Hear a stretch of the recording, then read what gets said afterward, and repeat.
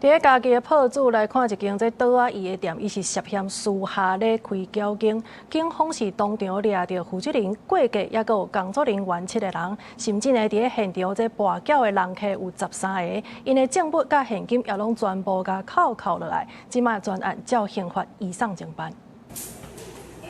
警方来到现场，针对跋筊的行为来敲找证据。家己关警方是接到线报，讲有业者利用倒仔送的名义，实际上是开交经。警方伫24暗时摕出席票前往查证，当场查到20个人甲一寡证物。当场查获负责人、会计、现场工作人员等办险7人，